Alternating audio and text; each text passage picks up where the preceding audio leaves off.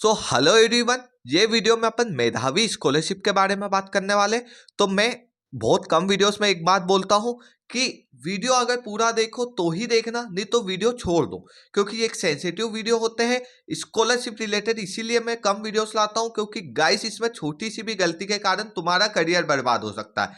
तो ध्यान से सुनना जो मैं बात बोलूँ, नहीं तो बाद में मत बोलना भैया आपके कारण स्कॉलरशिप में दिक्कत है।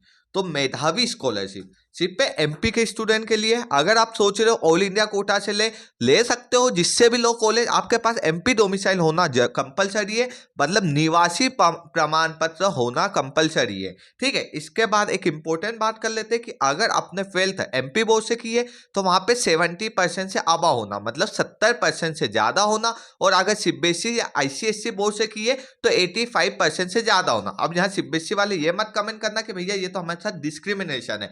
जो है वो है, इसमें अपन कुछ नहीं कर सकते।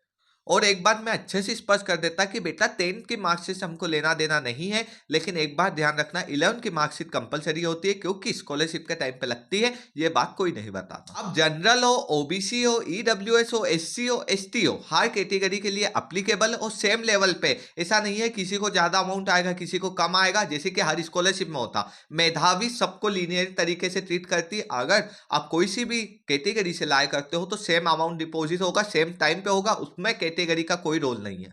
लेकिन एक बात ध्यान रख लेना, मेधावी स्कॉलरशिप एक ही बार ले सकते हो। अगर आप पहले किधर एडमिशन ले चुके हो और मेधावी ले चुके हो तो दिक्कत आएगी भैया, दूसरी बार नहीं लगेगी, या लगेगी तो आपको पहले वाली जो स्कॉलरशिप आपने मेधावी ली थी उसका पेमेंट वापस करना पड़ेगा, वो कॉलेज तो ये फालतू की भजबज होती है। तो इसके बारे में मैं अच्छे से नेक्स्ट वीडियो में कवर करूँ। गवर्नमेंट कॉलेज में अगर आप स्कॉलरशिप लेते हो तो 2 साल की बोन है, प्राइवेट कॉलेज में लेते हो तो 5 साल की बोन है। रूरल सर्विस बोन 5 साल गाँव में जाके काम करना पड़ेगा, स्पष्ट रूप से सुन लो। उसमें स्पष्ट रूप से एक बात लिखी है बच्चों कि मेधावी लेने के बाद आपको सेशन एक टाइम लिमिट में कंप्लीट करना पड़ेगा। जैसे कि एमबीबीएस 5.5 साल का, तो 5.5 साल में कंप्लीट करना पड़ेगा। अब उसको 6.5 साल मतलब फेल होने के बाद नहीं कवर कर सकते, मेधावी स्कॉलरशिप बंद हो जाती है। लेकिन ऐसा नहीं होता, वरी होने की जरूरत नहीं है भैया। कुछ 3 साल से एक्सपीरियंस है, आज तक मेधावी स्टूडेंट कभी फेल नहीं हुआ। बाय लक हो भी जाता है तो कॉलेज के पास अपनी जुगाड़ रहती है, वो पेमेंट ले आती है। तो इसके लिए टेंशन लेने की जरूरत नहीं है। डायरेक्ट पेमेंट कॉलेज के अकाउंट में बिल्कुल नहीं जाता, ये आपके अकाउंट में आएगा, ताकि आपको प्रूफ ऑफ आइडेंटिटी हो कि आपका पेमेंट आपके अकाउंट में आए। जैसे मेरी फीस है 17 लाख, तो 17 लाख मेरे अकाउंट में आएगा, उसके बाद जाके कॉलेज के अकाउंट में जाएंगे।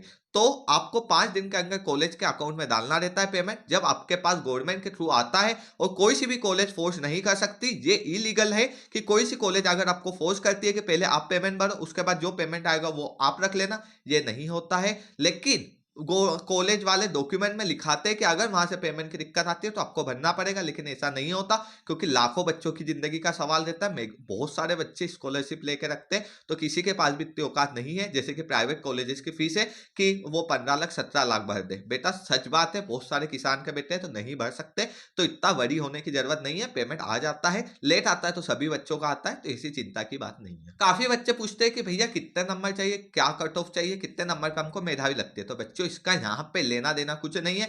नीट के थ्रू, काउंसलिंग के थ्रू, नीट होगी, उसके बाद एमपी काउंसलिंग होगी, ऑल इंडिया काउंसलिंग होगी, उसके थ्रू अगर मध्य प्रदेश में आपको कॉलेज अलॉट होती है तो आप हर कॉलेज में अप्लाई कर सकते हो। मेधावी योजना के लिए हर कॉलेज में अप्लीकेबल है। यहाँ पे एमबीबीएस की बात कर रहा हूँ, बीडीएस के लिए थोड़ी सी गाइडलाइन अलग है कि गवर्नमेंट में लगती है, प्राइवेट में नहीं लगती है।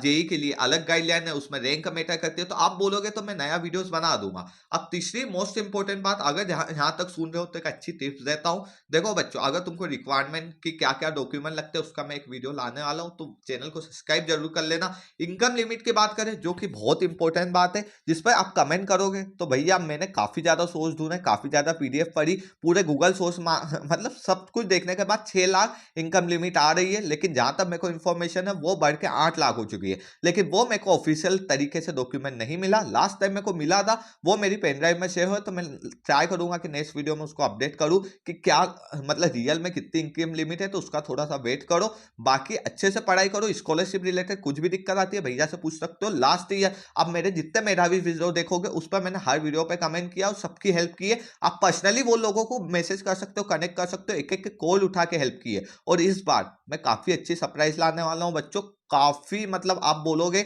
1 to 1 जिन्होंने एक स्कॉलरशिप पोस्ट मैट्रिक लिए, मेधावी लिए, सबका इंटरव्यू, सबका 1 वर्सेस 1 इंटरेक्शन करवाने वाला, ताकि आपको स्कॉलरशिप में कुछ दिक्कत नहीं है। बाकी कुछ भी हो आप पूछ सकते हो, कौन से वीडियोस चाहिए रिलेटेड, कौन सी स्कॉलरशिप के क्या डाउट आ रहे, बिल्कुल पूछिए, भैया आपके साथ हमेशा अवेलेबल है, टेंशन लेने की जरूरत नहीं है। आपको सीट दिलाने का काम हमारा है। Don't worry, take care, love you all.